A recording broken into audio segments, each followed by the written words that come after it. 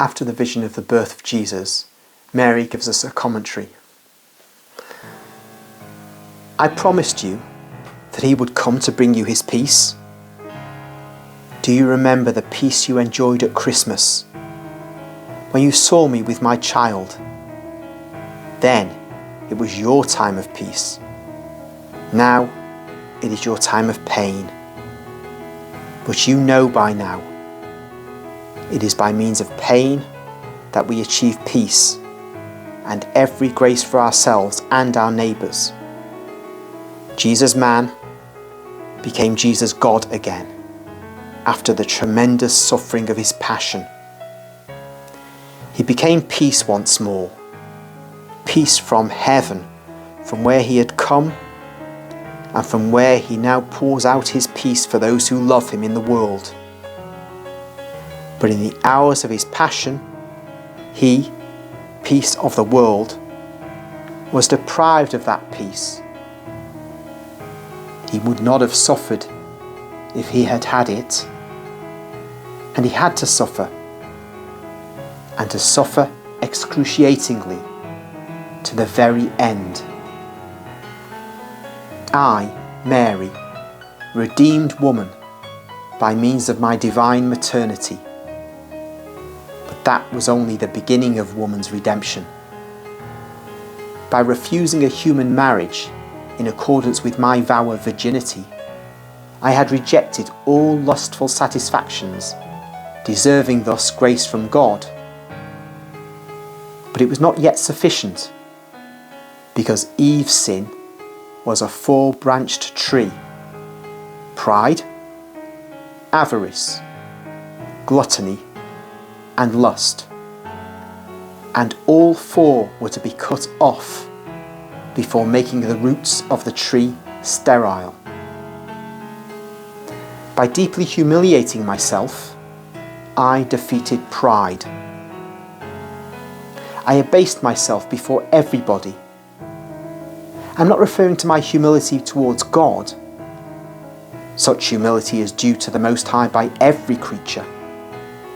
Even his word had it. It was necessary for me, a woman, to have it.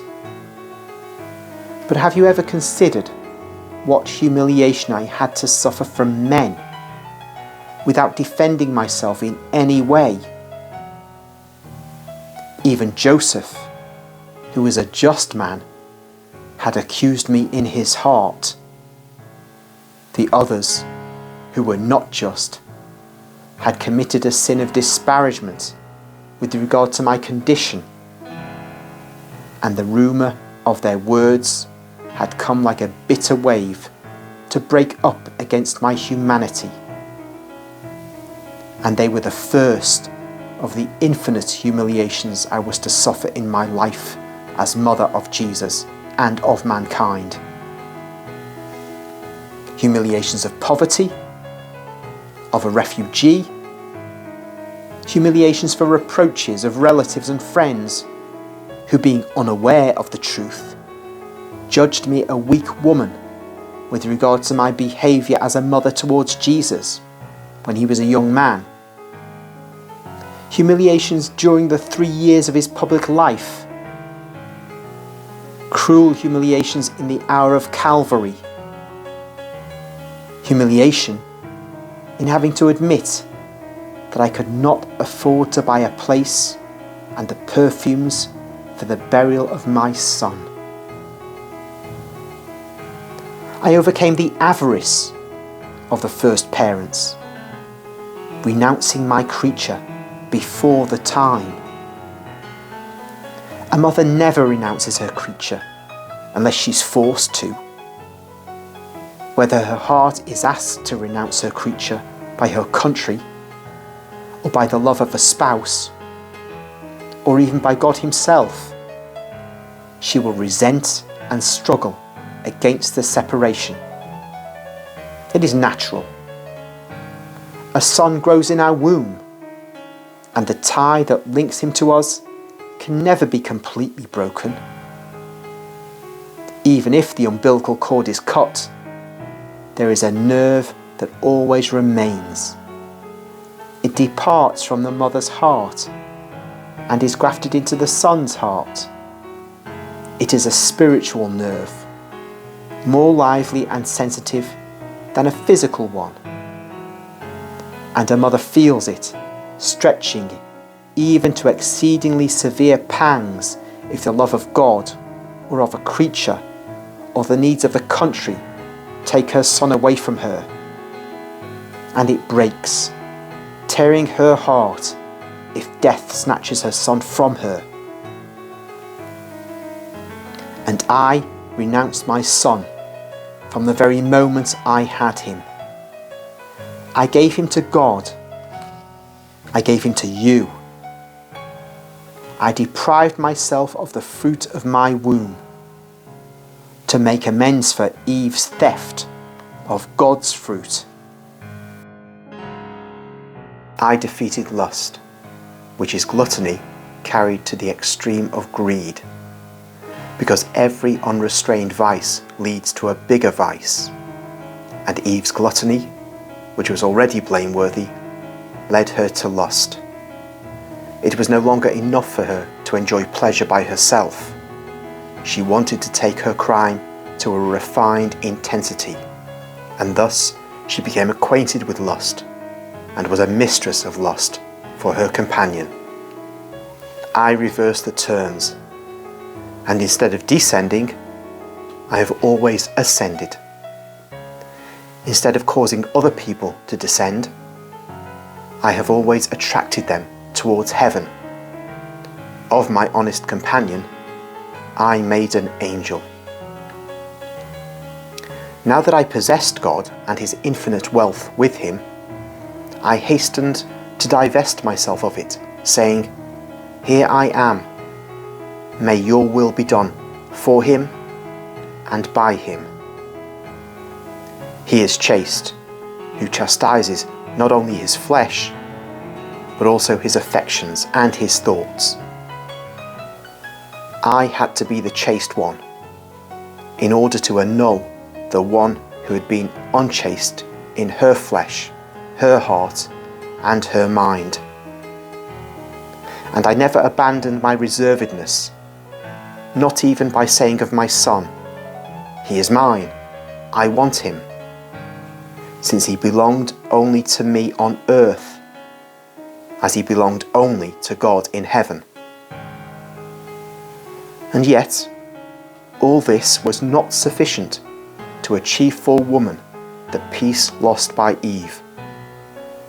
I obtained that for you at the foot of the cross, when I saw him dying, whom you saw being born. When I felt my bowels being torn apart by the cry of my dying creature, I became void of all femininity. I was no longer flesh, but an angel. Mary, the virgin spouse of the Spirit, died at that moment. The Mother of Grace remained, who gave you the grace she generated from her torture. The female reconsecrated woman by me on Christmas night achieved at the foot of the cross the means to become a creature of heaven. This I did for you, depriving myself of all satisfactions, even of holy ones. And whereas you had been reduced by Eve to females not superior to the mates of animals, I made of you, if you only wish so, saints of God. I ascended for you. As I had done for Joseph, I lifted you higher up. The rock of Calvary is my Mount of Olives.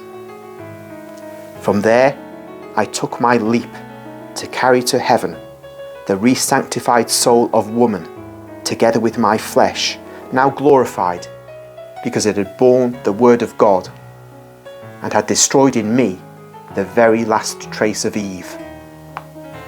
It had destroyed the last root of that tree with 4 poisonous branches, a root stuck in the sensuality that had dragged mankind to fall, and that will go on biting at your intestines until the end of time, and to the last woman. From there, where I now shine in the ray of love, I call you and I show you the medicine to control yourselves, the grace of my Lord and the blood of my Son.